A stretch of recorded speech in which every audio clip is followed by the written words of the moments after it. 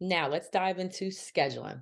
I know I mentioned that we would jump straight into prospecting and lead generating after the building out your database, but actually scheduling comes next. I think it's essential that we go over this next, primarily because most agents, as we already know from the found building out, laying out your foundation, that most agents actually spend majority of their time not talking to and looking for clients.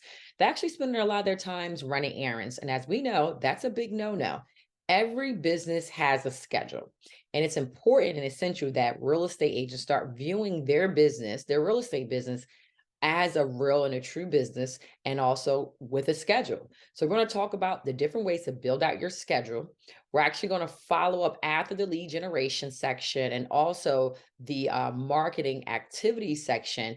And we're going to go over how you can place each of these activities and a prospecting into your scheduling as well. So this is actually a twofold section that we're going to actually come back to, but we're going to start here with a couple questions, and then we're also going to actually go over an example schedule and also lay out some of the things that you can start adding to your schedule in this section. So questions you want to ask yourself is that, are you disciplined? These are some really good questions to jot down before we kind of fully dive into this section. The same way we did when we talked about in the beginning, when we talked about our behaviors, right? And another question to ask yourself is, are you a planner or do you do things by the seat of your pants? When real estate starts to really happen, do you just allow that schedule to take over your original and previous schedule that you planned out for the week, the month, or the year? Or the last question is, do you stay focused on one thing and one thing only until the result you want is achieved? So these are the three questions you need to ask for this section, and it definitely helps when it comes to scheduling. These questions are critical for you to ask yourself in order to get a true picture of your nature and behavior. What I found is that successful people are aware of the consequences of not being efficient in these areas, especially when it comes to scheduling. And they find other ways, resources, or even people to manage or help them in these areas. Now, scheduling, start planning out your daily routine and stick to it. This is the biggest problem with most realtors, that lack of routine and discipline. Now, this section is really going to touch on your behavior and really kind of pin down the behaviors that you need to change that are probably not allowing you to succeed in real estate at the level that you would like to. Again, training, the point of training is what? Changing your behavior. So, this is one of the main things I want us to ensure that we take a moment and really get serious on is our schedule and sticking to that schedule as well. This is an example of a prospecting slash time blocking schedule.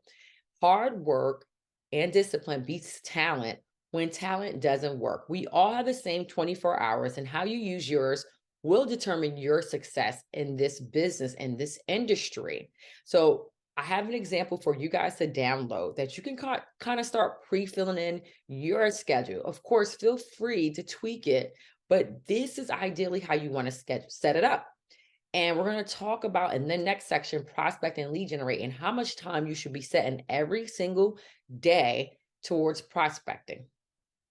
And of course, in this section, we're going to go over a little bit more some of the activities, the marketing activities, and then we're going to dive deep into the marketing activities and the importance of it. And then you can go ahead and start really laying out a strong schedule that will ensure that you succeed in this business at the level you would like to. So these are some of the activities you need to start scheduling and putting in your calendar if it's not already on there. You need to be prospecting daily from 2 to 3 hours. That's about 15 hours a week, guys. And you can actually prospect in the mornings or evenings. And in the prospect and lead generation section, I'm going to dive deeper into the best strategies of prospecting and how to go about it. But you need to have this in your schedule. You also need to have in your schedule appointments. Make a time for seller and buyer consultations. You primarily want to go ahead and schedule this out either in the afternoon or early evenings, and even the weekends as well. You also want to make some time to follow up. Over 90% of closed deals actually happen from the follow up, guys.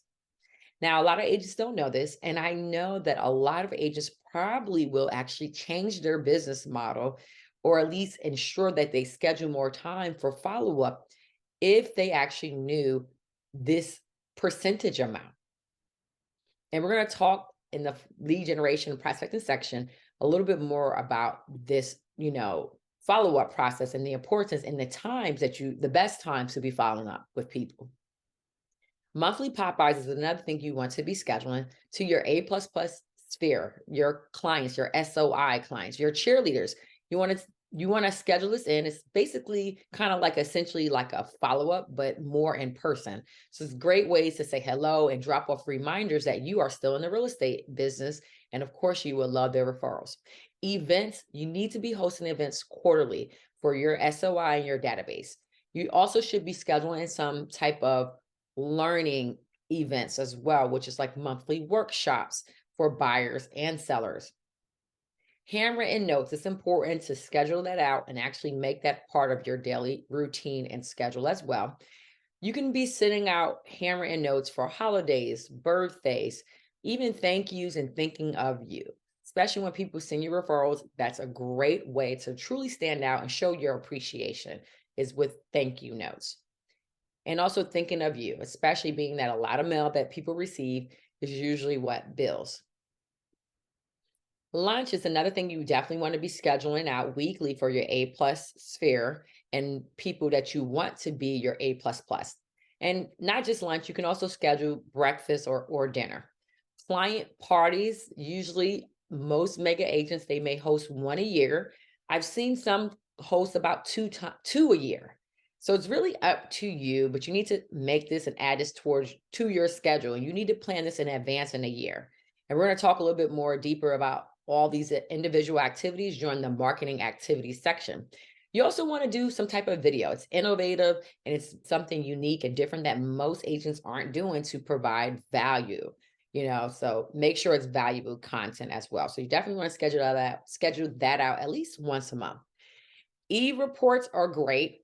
This is an email of an item of value, essentially almost like a newsletter in a sense.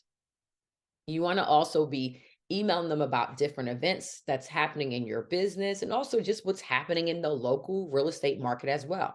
It's an item of value.